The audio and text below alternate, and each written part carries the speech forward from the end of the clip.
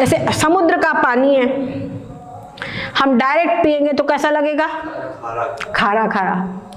और वही समुद्र का पानी बादलों के द्वारा आता है, वर्षा रूप में प्राप्त होता है, उसको पियो कैसा लगता है? मीठा मीठा। है तो वही समुद्र का पानी, लेकिन बादलों के द्वारा जब वो मिलता है तो मीठा लगता है।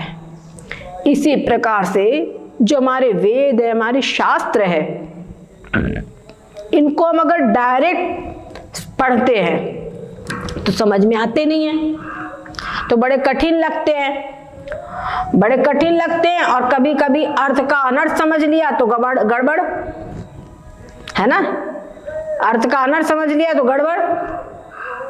तो इसीलिए कहते हैं वेद उदद बिन गुरु लखै।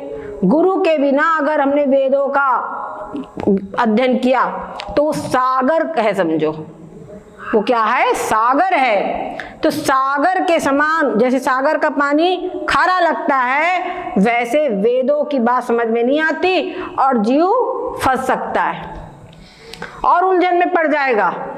लेकिन बादर गुरुमुख द्वार है, अमृत ते अधिकान। लेकिन जैसे बादलों के मुख से मिलने पर वो पानी, जल जो होता है एकदम शीतल और मीठा होता है, वैसे वही वेदों का ज्ञान जब गुरु के मुख से प्राप्त होता है तो वो हमारी समझ में बहुत अच्छी से आता है और हृदयंगम हो जाता है। और ऐसा लगता कितनी अच्छी बात लिखी है हमारे शास्त्रों में, भगवद गीता में भगवान ने कितनी अच्छी बात कही है। पर कब लगता है? जब हमको समझ में आए। जब समझ में आए तो बेकार बोर लगता है।